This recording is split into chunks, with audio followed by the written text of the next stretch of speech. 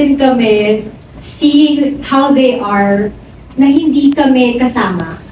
So kumbaga they're on their own there. It's like little grown-ups on their own doing grown-up things actually. So we're just really happy to be able to experience that through, this Lactong Bibo Limits challenges. Nakakatuwa kasi for sure kayo din matutuwa sa panonood and you'll pick up a few things of how our families are. Thank you. We have some other questions from Push ABS-CBN. For all of our parents, as your children continue to grow, what has been the most fulfilling part of parenthood so far? Daddy Vlad, nakapagpahinga ka na. Before ko po sir, nakakatuwa po yung press ko na kanya-kanya kami ng galaw. May inaayos na bata para kung po na maayos.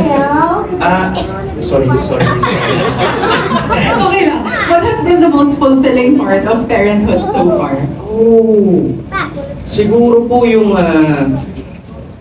ito napakasimple lang po pero yung sabihan ka ng anak mo, actually vlog ko lang last time yun, yung sabihan ka ng anak mo, I love you dada, mga ganun, thank you dada, you're the best dad.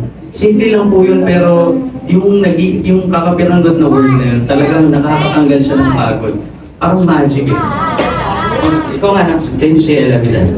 I love you, Dada. Ganyan po siya pag every time na nasa sala lang ako nanonood, bigla nang niyakap yan, tapos I love you dada, you're the best dada. Ganyan din sa kay misis. Siguro yun yung... And mostly those are the randomest things.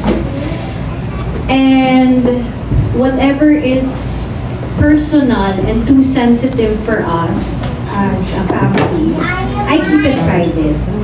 So, makikita nyo, Feliz, I always post about Feliz, but when up to a certain point lang.